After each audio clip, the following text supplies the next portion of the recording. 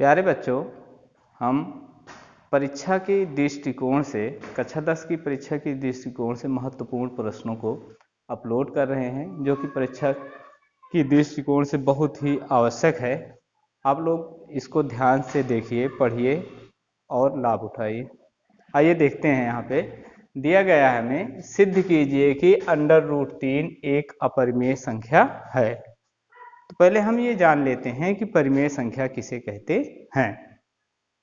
ऐसी संख्याएं जिन्हें P/Q के रूप में लिखा जा सके तथा वे संख्याएं P और Q सह अभाज्य पूर्णांक हैं और Q का मान 0 न हो तो उसको हम कहते हैं परिमेय संख्या। तो अब आइए देखते हैं कि अपरिमेय संख्या क्या होती है। तो हमें सिद्ध करना है कि √3 एक अपरिमेय संख्या है। तो इसको हम मान लेते हैं, माना √3 बराबर P/Q, जहां P व Q सह अभाज्य पूर्णांक है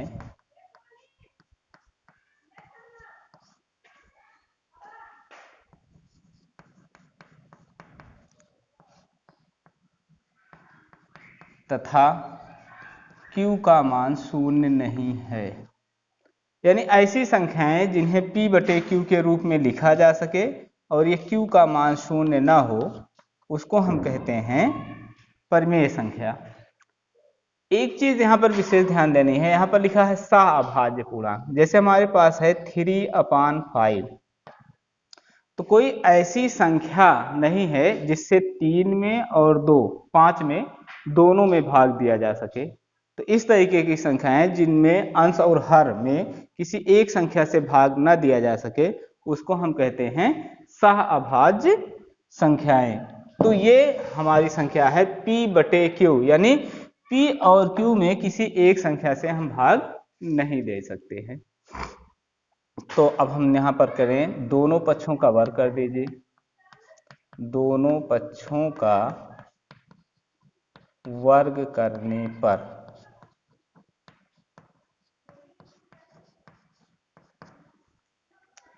जब हम वर्ग करें तो यहाँ पर हमारा आ जाएगा √3 का होल स्क्वायर बराबर P का स्क्वायर बटे Q का स्क्वायर। इसके स्क्वायर से रूट हट जाएगा तो यहाँ पर बचेगा 3, और Q स्क्वायर से अगर हम तिरछा गुणा कर दें तो यहाँ पर Q स्क्वायर आ जाएगा बराबर P स्क्वायर। अब देखिए Q स्क्वायर में 3 से गुणा है, इसका मतलब यह है कि P स्क्वायर का एक गुणनखंड 3 है। जैसे कोई संख्या 27 है और इधर लिखा है 3 × 9, तो इसका मतलब यह है कि 27 का एक गुणनखंड 3 है, क्योंकि 27 में 3 से भाग दिया जा सकता है। इसी तरीके से P स्क्वायर बराबर है 3Q स्क्वायर।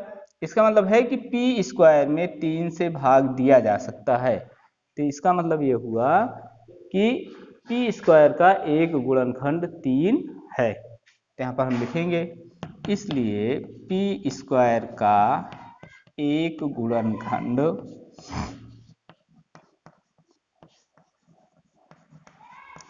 3 है। अगर P स्क्वायर का एक गुणनखंड 3 है तो P का भी एक गुणनखंड 3 होगा। जैसे कोई संख्या है 5, 5 का वर्ग कितना होता है 25। अगर 5 के वर्ग का मान कितना है 25, तो इसका मतलब यह है कि 25 में 5 से भाग दिया जा सकता है। तो जब 25 में 5 से भाग दिया जा सकता है तो इसका मतलब है कि 5 में भी 5 से भाग दिया जा सकता है। तो 5 का भी एक गुणनखंड 5 है।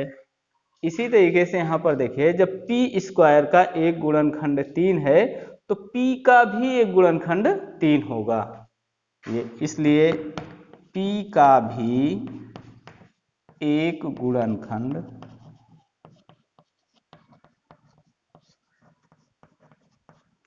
3 होगा। अब इसको समीकरण 1 मान लेते हैं।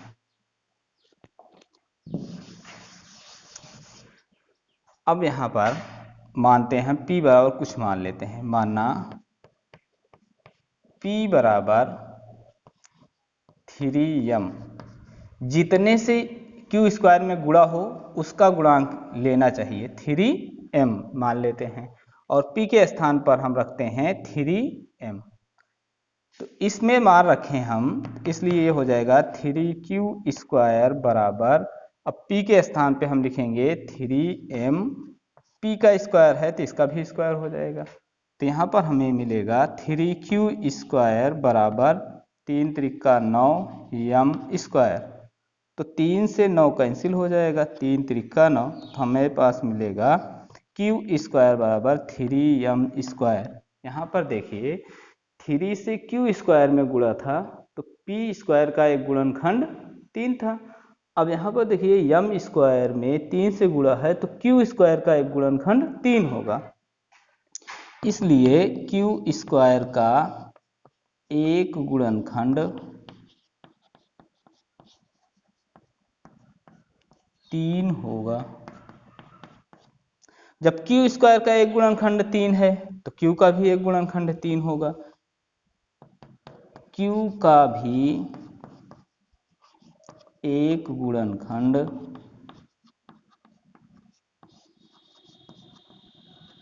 3 होगा। ये समीकरण 2।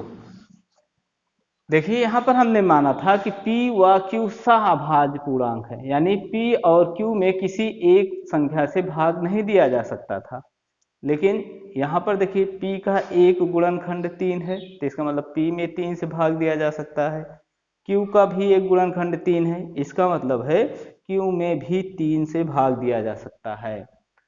तो हमारी ये कल्पना थी कि p और q में किसी भी संख्या से भाग नहीं दिया जा सकता, लेकिन यहाँ पर हम देख रहे हैं कि p में भी 3 से भाग दिया जा सकता है और q में भी भाग दिया जा सकता है। तो यहाँ पर हम लिखेंगे समीकरण 1 व 2 से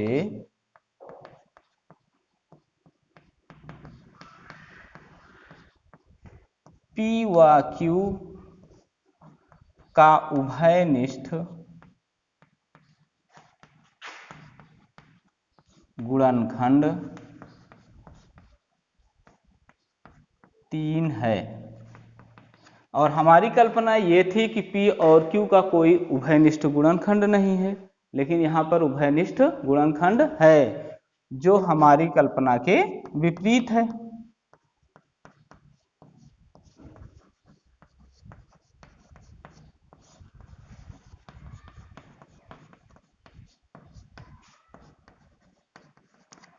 तो हमारी कल्पना ये थी कि p व q सहअभाज्य पूर्णांक है और q का मान शून्य नहीं है, इसका मतलब ये है कि p व q √3 एक परिमेय संख्या है, लेकिन ये हमारी कल्पना के विपरीत आ रहा है, इसका मतलब ये परिमेय न होकर एक अपरिमेय संख्या है, अतः √3 एक अपरिमेय संख्या है।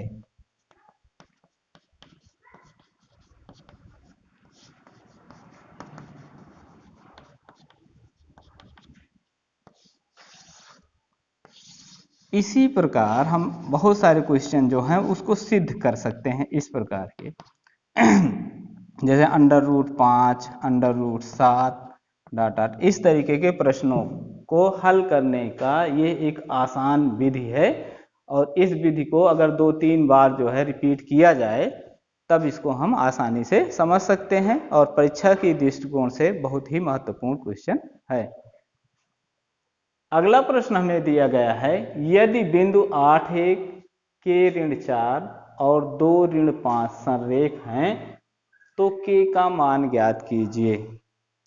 देखिए अगर कोई त्रिभुज है और त्रिभुज में 3 बिंदु होते हैं, 1 2 3, ये 3 बिंदुओं से एक त्रिभुज बनता है, यदि इससे निर्मित त्रिभुज का क्षेत्रफल 0 हो जाए तब ये तीनों बिंदु संरेख होंगे। मान लीजिए एक त्रिभुज है, इसका निर्देशांक है 1 8 1, k ऋण 4 और 2 ऋण 5। हमें दिखाना है ये पहले से बताया गया है कि ये तीनों बिंदु संरेख हैं। ये तीनों बिंदु संरेख कब होते हैं? जब इनसे निर्मित त्रिभुज का क्षेत्रफल शून्य हो। तो यहाँ पर हम लिखेंगे तीन बिंदु संरेख होंगे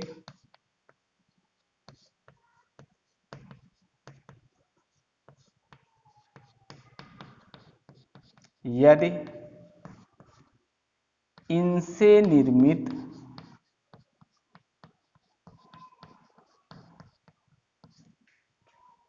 त्रिभुज का क्षेत्रफल